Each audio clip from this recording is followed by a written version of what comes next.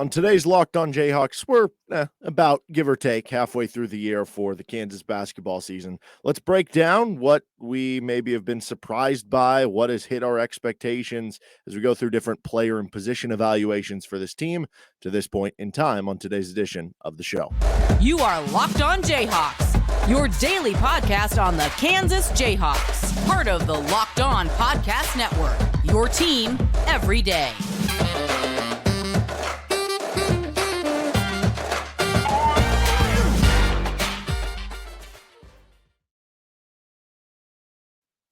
Welcome back to this episode of Locked On Jayhawks. I'm Derek Johnson. You can hear me as well on Rock Chalk Sports Talk, Monday through Friday from 3 to 6 on KLWN in Lawrence. Thanks for making Locked On Jayhawks your first listen every day. We're free and available wherever you get any of your podcasts. And on today's edition of the show, we're, give or take halfway through the year. It depends. If you count the NCAA tournament games, Big 12 tournament games, sure, we could be about halfway through the season, but you never really know how long that season is going to go, how many tournament games you're going to play.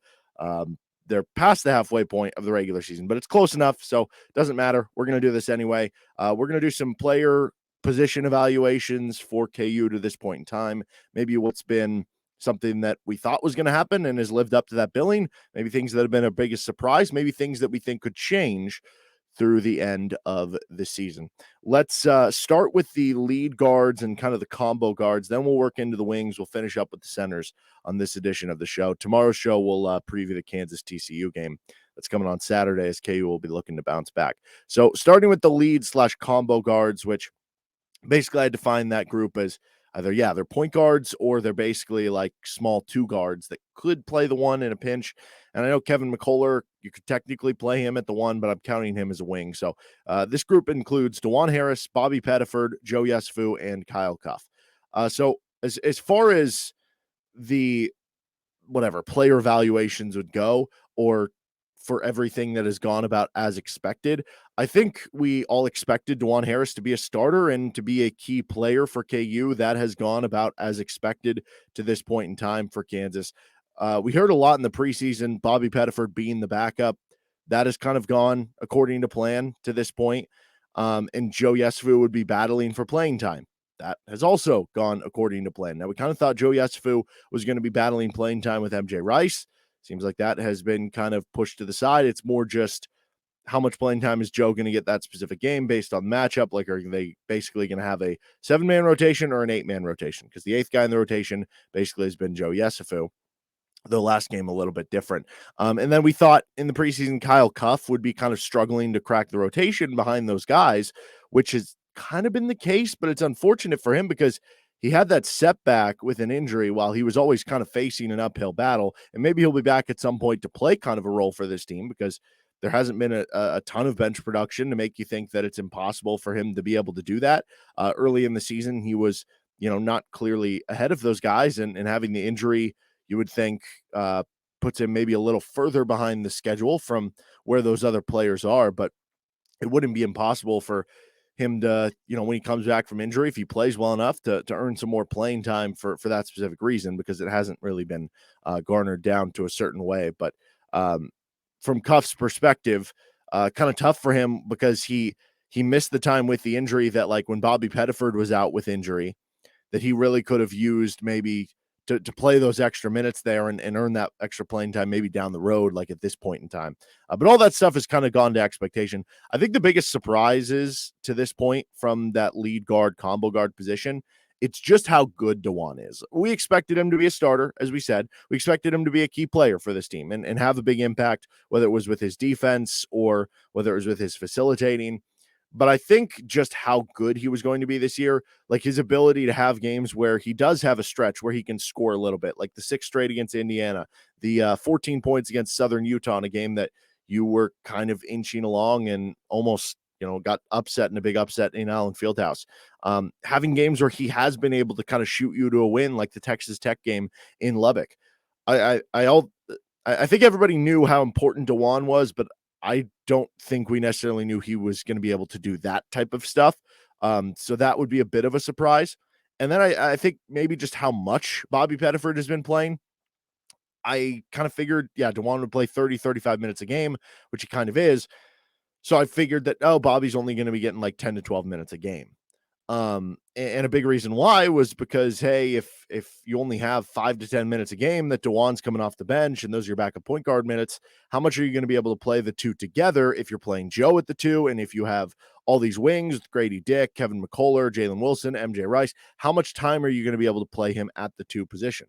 Turns out the MJ Rice stuff, which we'll get to here in a second, you haven't had really any playing time there. So those extra minutes that could go out to a player like Joe Yesufu or Bobby Pettiford in this case.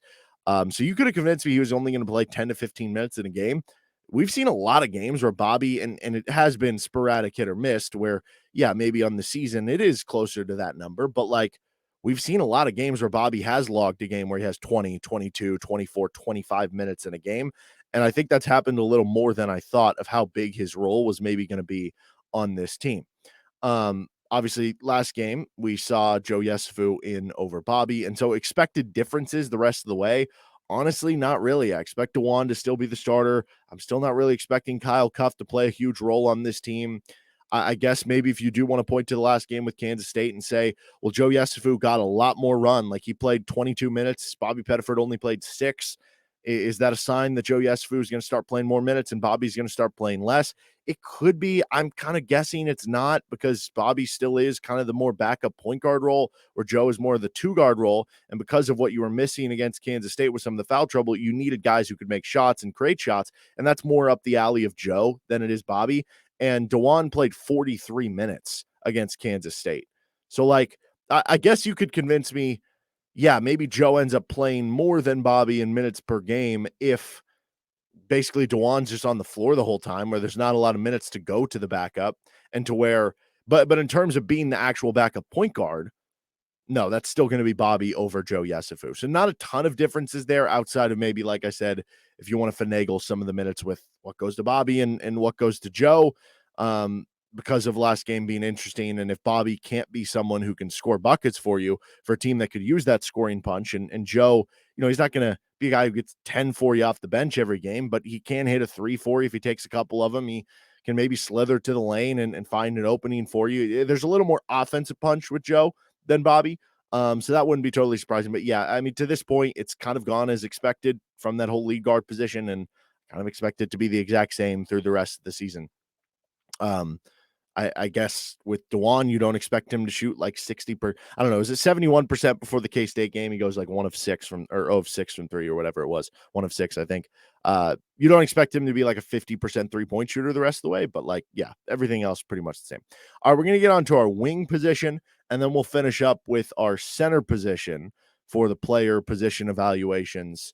But first, this episode of Locked On Jayhawks is brought to you by BetOnline. BetOnline.net is your number one source for sports betting information, stats, news, and analysis.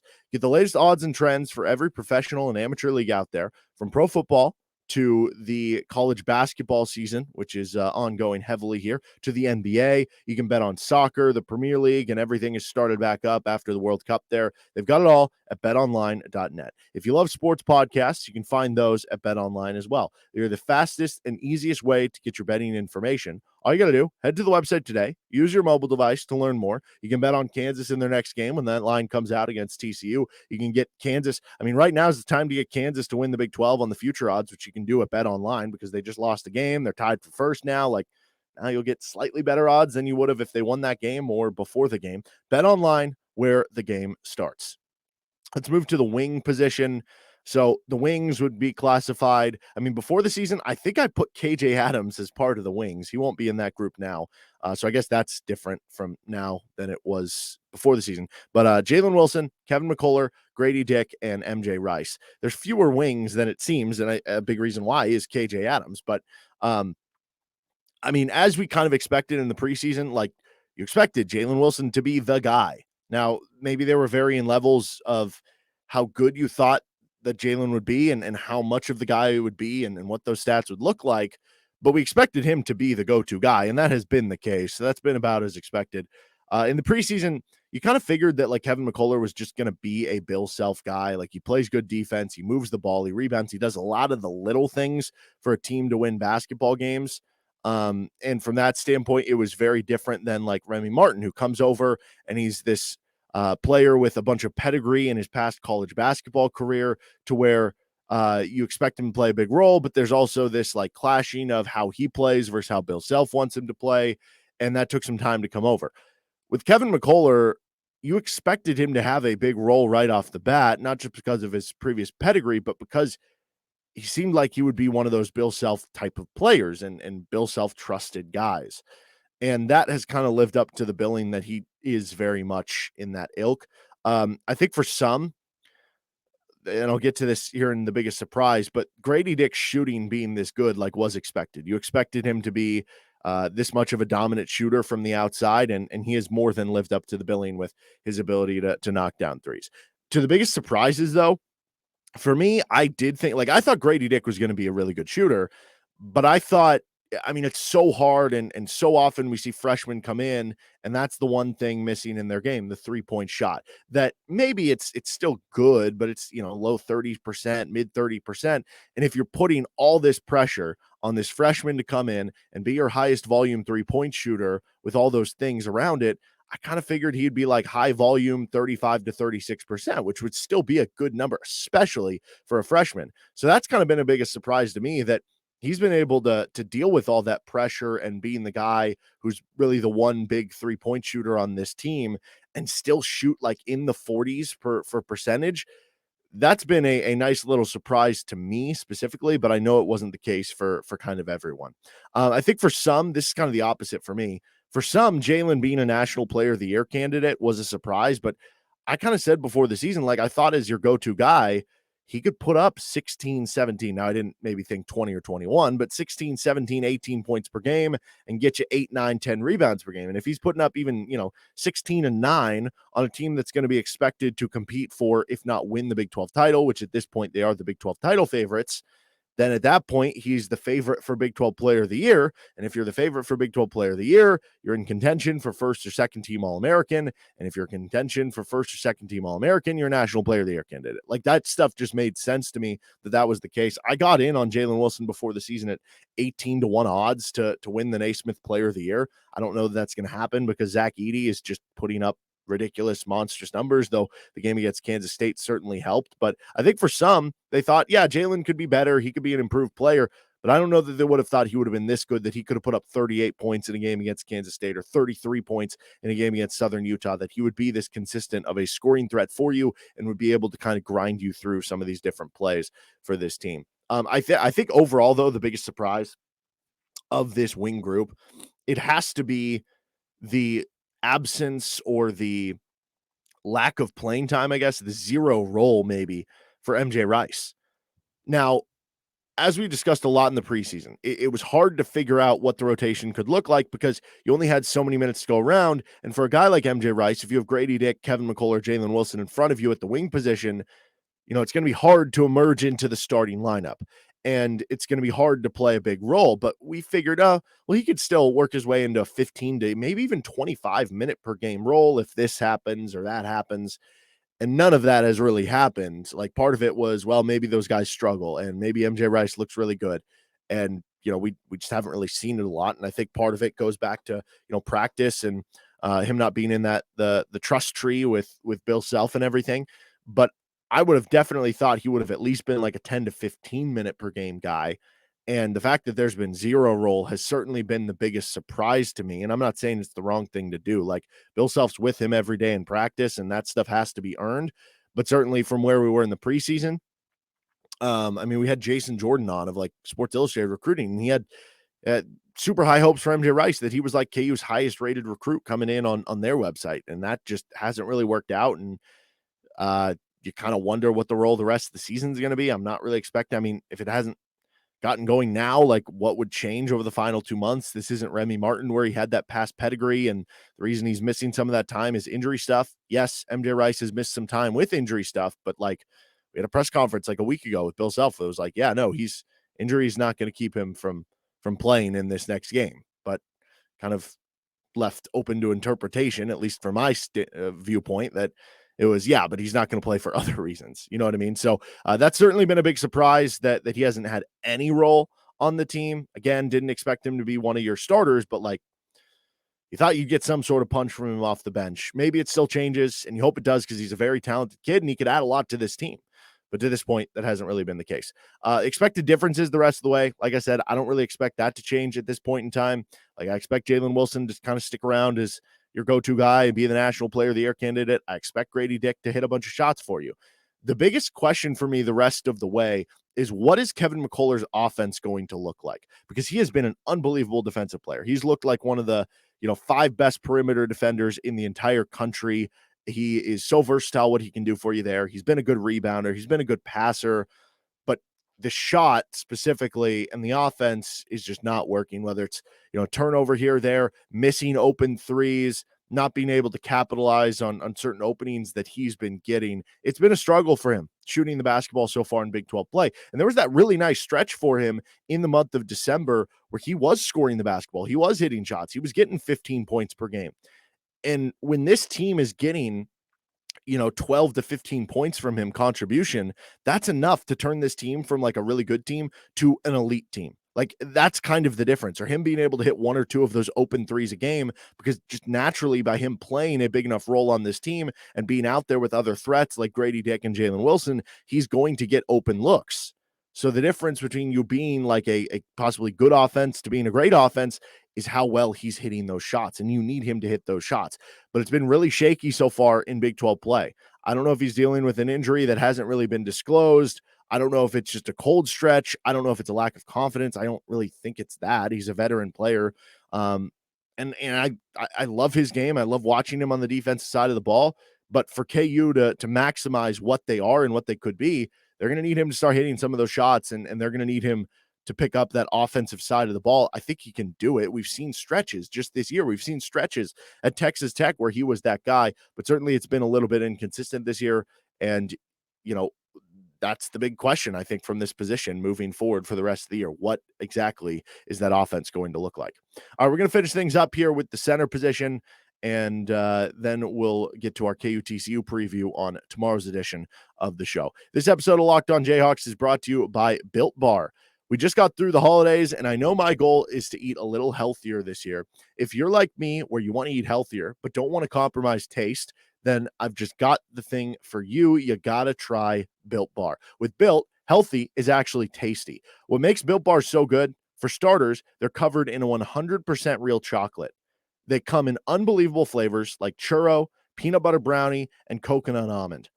I'm not sure how Built does it, but these bars taste like a candy bar while maintaining amazing macros. And what's even better is that they're healthy, only 130 calories, 4 grams of sugar with a whopping 17 grams of protein. You don't need to wait to get a box because, normally for years we've been saying get your Built bars at Built.com. Now you can get them at Walmart or Sam's Club. Head to your Walmart today, pick up a 4-box in the pharmacy section of cookies and cream, double chocolate, or coconut puffs, or head to your nearest Sam's Club, grab a 13-bar box with hit flavors like brownie batter and churro.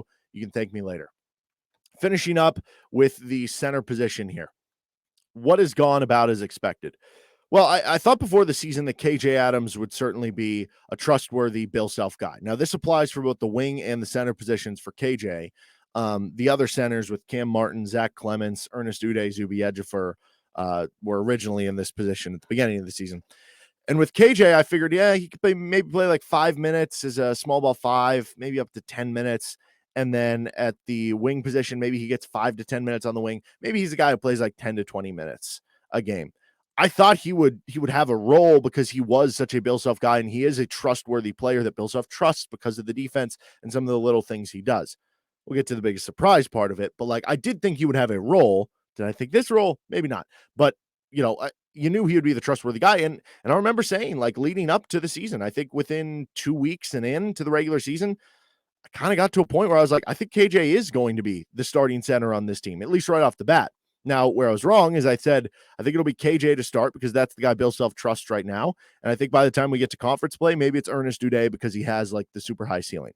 That part has been wrong, but I did think KJ would have a real role on this team. The other thing about as expected, I did expect there to be growing pains at the center position for those young centers this season. Did I realize it was going to be this much? Probably not. But a lot of the conversations was, Yeah, you're just going to have to go through it with Ernest Uday and Zuby Ejiofor. You'll see some flash games, which you did in some of the non-con games. And then by the time you get to January, February, maybe even March, sometime in Big 12 play, like one of those guys, if not a couple, will have emerged and look like the guys. So I didn't realize it would be this much. And there still is time. We still are in the middle of January. So I guess if one hit in February, that wouldn't be impossible. But yeah, I knew there would be growing pains, maybe not this much. So that gets us to our biggest surprises. Like I said, I expected KJ to play a role. I expected him to be a guy who could play 10 to 20 minutes a game, would maybe start the year as your starting center, and then from there would maybe work into being backup center / backup wing and play a kind of Swiss Army knife role for you. I did not expect it to be 25 to 30 plus minutes in a given game every single game, though. And he has been so good. Like, that's part of it too. That's another surprise, not just maybe how big the role has been, because I expected a bigger role, not this big. It's how good KJ Adams has been. He keeps improving each and every game. In Big 12 only play, you could argue he has been, I don't know what, it's hard because Jalen just had 38 against K-State, and that dilutes the water a little bit. But up until the K-State game, Jalen was shooting 35% from the field. And you could make the argument that KJ in just Big 12 games, the 5 games, has been KU's best player in those Big 12 games. At the very least, he's in the top 2 or 3 of Big 12 only games for KU. He has been so important, so pivotal, so good for this team. He's hit some late shots for you. He has just been so efficient on the offensive end, running that short roll, the pick and rolls, which are taking advantage of the fact if Grady Dick's getting face guarded, or they have all this attention on Jalen and Grady Dick on the wings, or being able to quickly pass out of it to get one of those guys an open shot. He has been so unbelievable. In every game, he adds something new. He improves. I've been so impressed with KJ Adams. He's been so much fun. He was my kind of, everybody has that like one bench player or young player who maybe isn't playing a ton on that specific season that they're like, no, that's my guy. He's going to be really good next year. That was KJ for me last year. So I love seeing this. I didn't necessarily expect it to happen this year, but to see it now, like, he has been such a revelation for this team. And that's probably been the biggest surprise so far. I think the other one is lack of any of the centers finding any rhythm, like the true centers, I guess, behind KJ. Because like I said, I did think by Big 12 play, at least one of the centers would have emerged to some degree to be like, hey, I can play 10 to 15 minutes off the bench and I can play pretty effectively in those minutes. But Ernest Uday has been lost in the rotation at this point.